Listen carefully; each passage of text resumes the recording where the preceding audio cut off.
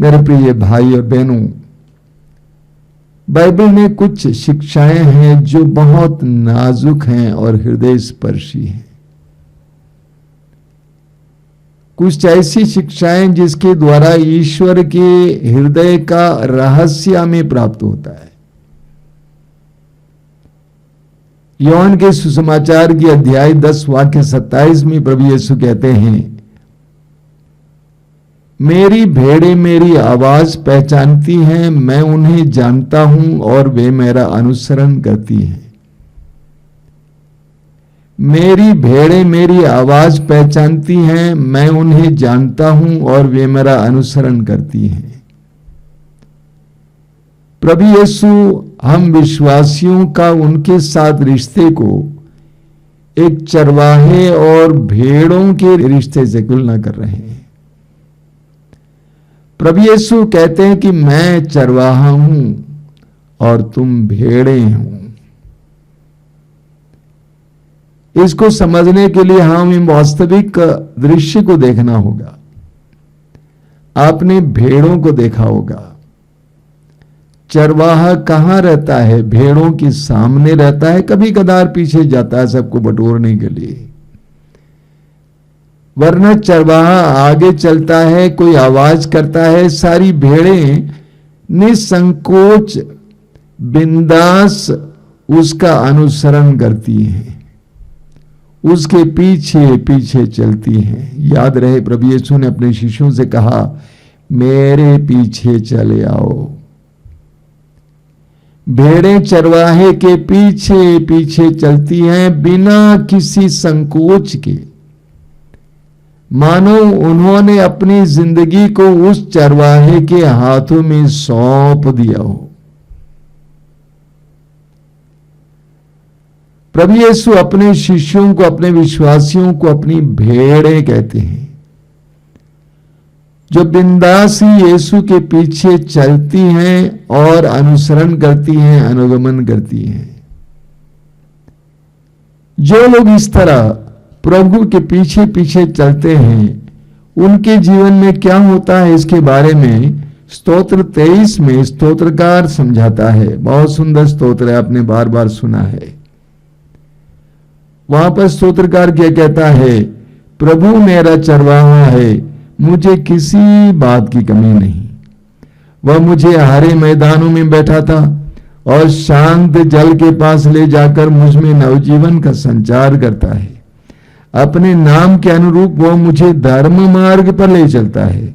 चाहे अंधेरी घाटी होकर जाना पड़े, मुझे किसी अनिष्ट की शंका नहीं, क्योंकि तू मेरे साथ रहता है।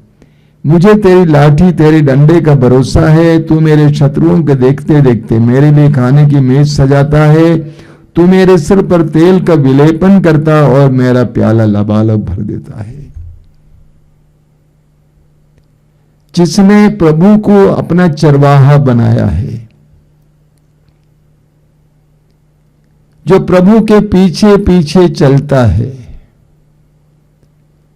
जिसने अपना जीवन प्रभु को समर्पित किया है, जो प्रभु का अनुयायी है, जो प्रभु का अनुगमन करता है,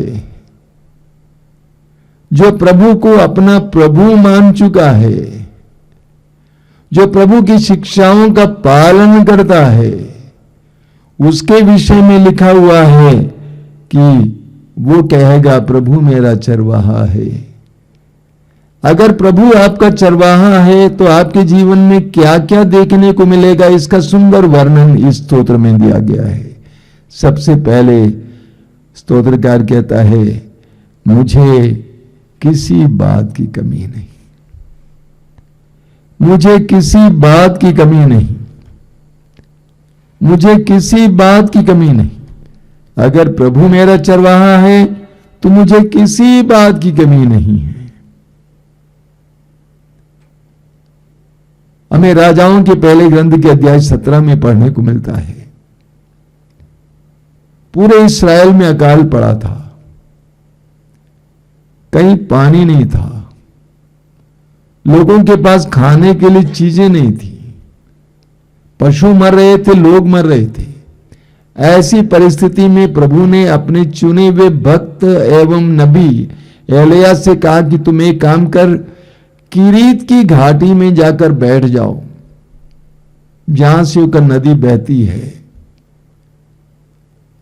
और वहां पर पानी तुम्हें मिलेगा, पानी पी लेना, और तुम्हारे लिए मैं भोजन का प्रबंध करूंगा। कैसे प्रभु ने भोजन का प्रबंध किया? प्रभु ने कौओं के जरिए भोजन पहुंचा दिया एलिया के पास। कितनी सुंदर बात है। अब किरीत की घाटी का पानी भी समाप्त हो गया, सूख गया, तो प्रभु ने उसे आदेश दिया कि तुम सरप्ता नामक जगह चले जाओ, वहां पर एक विधवा है, वो विधवा तुम्हारे लिए भोजन का प्रबंध करेगी। एलिया सरप्ता चला जाता है और वहां पर वो विधवा मिल जाती है। एलिया ने कहा कि जाकर मेरे लिए कुछ जल ले आओ, फिर कहा कि मेरे लिए कुछ रोटियां भी ले आओ। उसने कहा कि मेरे पास आटा नहीं है, एक मुट्ठी आटा है, मैंने सोचा कि उसकी रोटी पकाऊंगा और मैं और मेरा बेटा खा जाएंगे, उसके बाद हम लोग मर जाएंगे। एलिया ने कहा कि प्रभु ईश्वर ने आदेश दिया है, तुम जैसे मैं बोल रहा हूं वैसे करो। पूरे अकाल के समय तक एलिया को और उस विधवा को, उसके बेटे को खाने के लिए अनाज रोटी मिलती रही।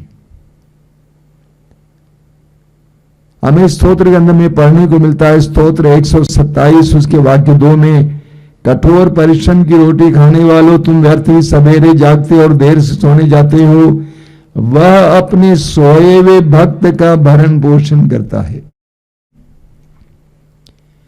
प्रभु अपने भक्त का भरण पोषण करता है। प्रभु उस पर श्रद्धा रखने वालों का भरण पोषण करता है, उसके पीछे पीछे चलने वालों का भरण पोषण करता है।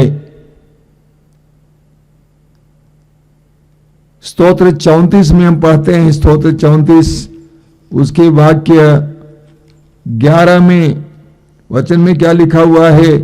धनी लोग दरिद्र बनकर भूखे रहते हैं, प्रभु की खोज में लगे रहने वालों का घर भरा पूरा है। प्रभु की खोज में बने रहने वालों का घर भरा पूरा है। प्रभु प्रबंध करने वाला ईश्वर है। इसको मैं और जोर से बोलना चाहता हूं, प्रभु प्रबंध करने वाला ईश्वर है। मैं आपको बताना चाहता हूं, पिछले 29 साल से ज्यादा मैं इस आश्रम का अधिकारी हूं, मुझे अधिकारी बनाया गया है। जब 29 साल पहले इसकी जिम्मेदारी ले ली तो प्रभु ने मुझसे कहा कि तुम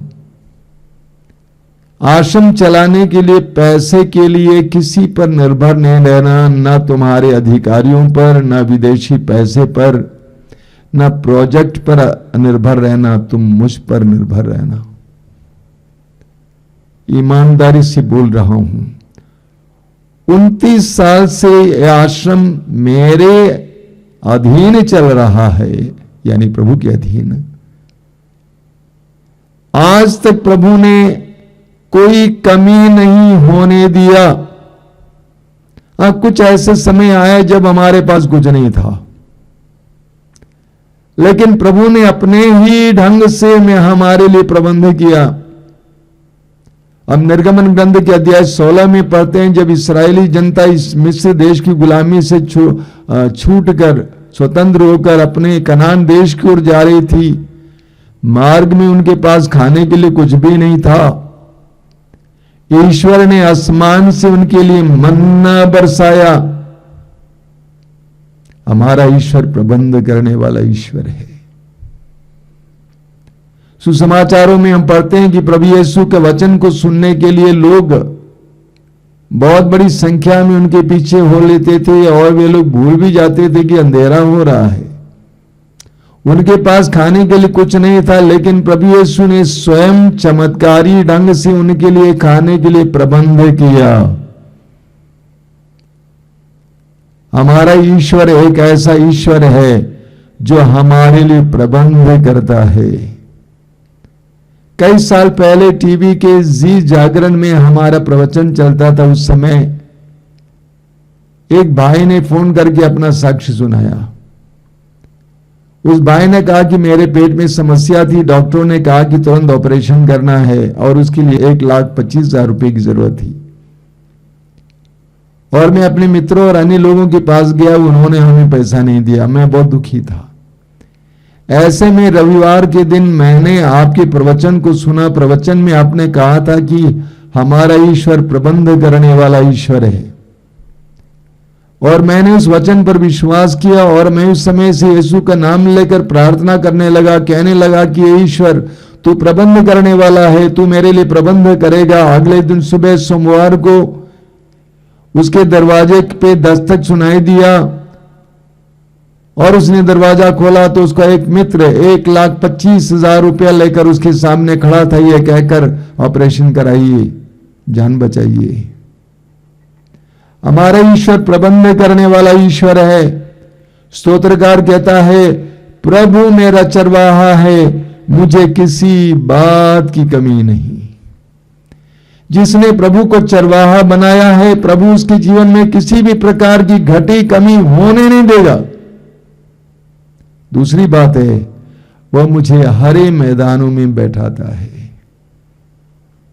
वह मुझे हरे मैदानों में बैठाता है। इसको समझने के लिए हमें उस समय के फलस्तीन देश के बारे में जानकारी होनी चाहिए।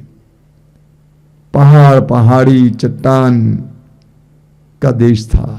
कहीं कहीं हरे भरे मैदान, कहीं कहीं खेती के लिए अच्छी जमीन, लेकिन बहुत पहाड़, पहाड़ी, पत्थर, चट्टान की जगह। स्तोत्रकार कहता है, प्रभु मेरे लिए हरे मैदान का प्रबंध करते हैं। मत्ती के सुसमाचार के अध्याय 7 वाक्य 11 में प्रभु यीशु कहते हैं, बुरे होने पर भी तुम अपने बच्चों को सहज ही अच्छी चीजें देते हो, तो तुम्हारा स्वर्गीय पिता मांगने वालों को अच्छी चीजें क्यों नहीं देगा। हमारा प्रेमी प्रभु हमारी भलाई सोचने वाला है। वो हमारे लिए अच्छे मैदान का प्रबंध करता है। वो हमें किसी चट्टान पर, पत्थर पर या किसी जंगल झाड़ में नहीं छोड़ता है, बल्कि हमारे लिए शांतिपूर्ण स्थान की व्यवस्था करता है। क्या मतलब है? हरे मैदानों में मुझे बैठाता है, मुझे विश्राम देता है, मेरे तनाव को मिटाता है। थके मांदे और बोझ से दबे लोगों, तुम सबके सब मेरे पास आओ, मैं तुम्हें विश्राम दूंगा, प्रभु यीशु कहते हैं। मुझे शांति देता है, मुझे बेफिक्र करता है, क्योंकि प्रभु मेरा चरवाहा है, मैंने उसको अपना चरवाहा बनाया है। अगली बात है, वो मुझे शांत जल के पास ले जाकर मुझ में नवजीवन का संचार करता है। मेरा चरवाहा मुझे अच्छे जल स्रोत के पास ले जाता है, मुझे अच्छा जल पिलाता है और मुझ में नवजीवन का संचार करता है। इस्यास नबी के ग्रंथ के अध्याय 40 वाक्य 31 में लिखा हुआ है, जो प्रभु पर भरोसा रखता है उसे नव स्फूर्ति मिलती रहती है। जो प्रभु पर भरोसा रखता है उसे नई स्फूर्ति मिलती रहती है। जिसने प्रभु को अपना चरवाहा बनाया है, वो हमारे अंदर नए जीवन का संचार करता है। सूक्ति ग्रंथ के अध्याय 4 उसके वाक्य 20 से 22 तक हम पढ़ेंगे। सूक्ति ग्रंथ अध्याय 4 वाक्य 20 से 22 बहुत सुंदर वचन है। पुत्र मेरी बातों पर ध्यान दो, कान लगाकर मेरी शिक्षा सुनो, उसे अपनी आंखों से ओझल ना होने दो, उसे अपने हृदय में संजोए रखो। वह तुम्हें नवजीवन का संचार करेगी और तुम्हारे शरीर को स्वास्थ्य प्रदान करेगी। जिसने प्रभु को अपना चरवाहा बनाया है, वह शांति प्राप्त करता है, अच्छा स्वास्थ्य प्राप्त करता है, प्रचुर मात्रा में जीवन प्राप्त करता है, क्योंकि प्रभु उसके अंदर नई स्फूर्ति भरते रहते हैं। चौथी बात कि वह मुझे धर्म मार्ग पर ले चलता है। प्रभु मेरा चरवाहा है, वह मुझे सही मार्ग पर ले जाएगा।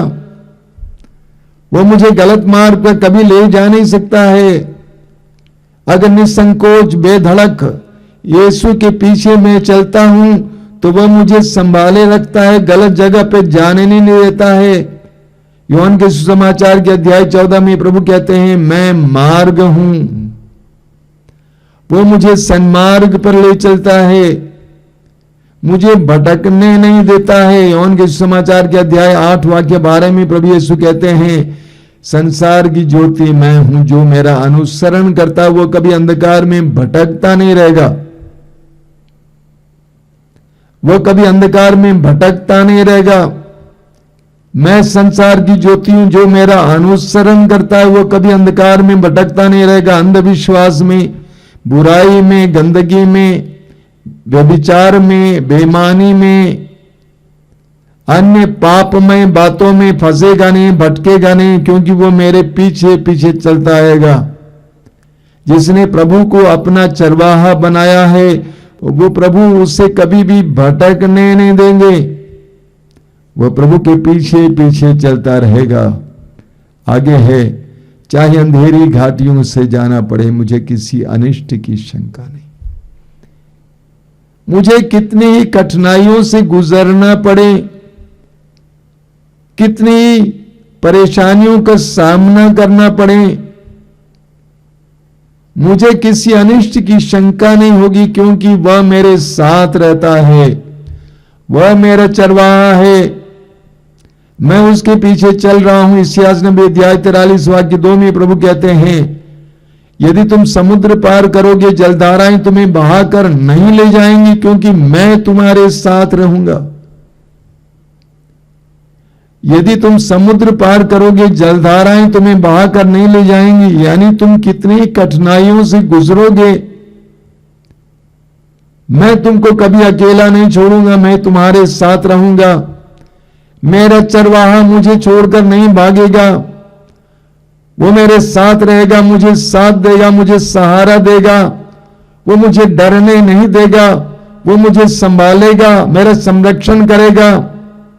स्तोत्र में हम पढ़ते हैं, स्तोत्र 91 में, आप बार बार इसको पढ़ते ही हैं। स्तोत्र 91 में हम पढ़ते हैं, प्रभु तुम्हारा आश्रय है, तुमने सर्वोच्च ईश्वर को अपना शरण स्थान बनाया है। तुम्हारा कोई अनिष्ट नहीं होगा, महामारी तुम्हारे घर के निकट नहीं आएगी, क्योंकि तुमने ईश्वर को अपना शरण स्थान बनाया है, तुम्हारा आश्रय बनाया है। हम पढ़ेंगे स्तोत्र 121 में, बहुत सुंदर वचन है। वहां पे लिखा हुआ है, प्रभु ही तुम्हारा रक्षक है, वो छाया की तरह तुम्हारे दाहिने रहता है, तुम्हें कोई हानि नहीं होने देगा। स्तोत्रकार कहता है, मैंने प्रभु को अपना चरवाहा बनाया है, चाहे मुझे अंधेरी घाटी से होकर जाना पड़े, कितनी बड़ी बड़ी कठिनाइयों से गुजरना पड़े, मुझे किसी अनिष्ट की शंका नहीं, क्योंकि वह मेरे साथ रहता है। आगे स्तोत्रकार कहता है, प्रभु को अपना चरवाहा बनाने से क्या होता है हमारे जीवन में? वह मेरे सिर पर तेल का विलेपन करता है। वह मेरे सिर पर तेल का विलेपन करता है। पुराने जमाने में राजाओं का अभिषेक किया जाता था तो उनके सिर पर तेल उंडेल दिया जाता था। मैं प्रभु के पीछे पीछे चल रहा हूं, प्रभु क्या करेंगे? प्रभु मेरे सिर पर तेल का विलेपन करेंगे, मुझे अभिषेक देंगे, मुझ में पवित्र आत्मा का अभिषेक आएगा।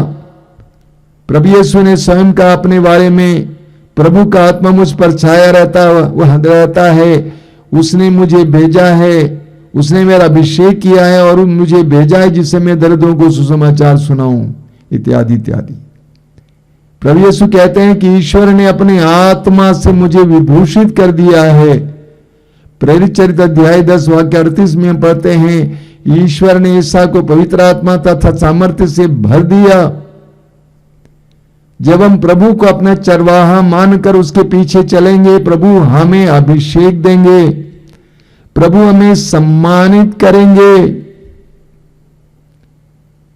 प्रभु हमें नया जीवन प्रदान करेंगे, हमें आनंद भरेगा, हम संतुष्टमय जीवन जिएंगे। ये सब तभी होता है जब हम प्रभु को अपना चरवाहा मानेंगे, जब हम प्रभु के पीछे चलने का निर्णय लेंगे। अन्य लोगों की बातों को सुनने का निर्णय नहीं, संसार की बातों को सुनने का निर्णय नहीं, संसार के चाह के अनुसार चलने का निर्णय नहीं, बल्कि प्रभु के वचन के अनुसार जीवन जीने का निर्णय लेते हैं, प्रभु की शिक्षा के अनुसार जीवन जीने का निर्णय लेते हैं, प्रभु को अपने जीवन का मालिक बनाते हैं, प्रभु को के पीछे बिंदास चलने लगते हैं, तब प्रभु हमारे जीवन में ये सारे कार्य होने देते हैं, हमारी घटी और कमी को पूरा करते हैं, हमें शांति प्रदान करते हैं, विश्राम देते हैं, हमें नया जीवन भरते रहते हैं, हमें सही मार्ग पर ले जाते हैं। चाहे कितनी कठिनाइयां क्यों ना आए, हम नहीं डरेंगे, हम नहीं थकेंगे, और प्रभु हमें सम्मानित करेंगे, हमारे सिर पर तेल का विलेपन करेंगे, हमें अभिषिक्त बनाए रखेंगे। मेरे प्रिय भाई और बहनों, ये स्तोत्र आप कई बार पढ़ चुके हैं, लेकिन मैं कहूंगा इसको अपने जीवन में उतारें। जब आप अपने जीवन में इसको उतारेंगे, आप देखेंगे ये सारी बातें आपके जीवन में प्रकट होंगी। आइए हम प्रार्थना करें। प्रभु यीशु, धन्यवाद देता हूं इस सुंदर समय के लिए, इस सुंदर स्तोत्र के लिए। इस स्तोत्रकार का अनुभव है जो उसने लिख डाला है। उसने प्रभु को अपना चरवाहा माना था और उसने क्या क्या अनुभव किया उसको लिख डाला है। प्रभु, ये हमारे जीवन में भी प्रकट हो जाए, हम भी विश्वास के साथ तुझे अपना चरवाहा माने, बेधड़क तेरे पीछे चले। संसार हमसे कुछ भी कहे, कुछ भी मांगे, हम तेरी शिक्षा के मुताबिक जीवन जिए और इन सारी कृपाओं और अनुग्रहों का अनुभव हम अपने जीवन में कर सकें। धन्यवाद प्रभु, तेरी स्तुति, तेरी महिमा, तेरी आराधना।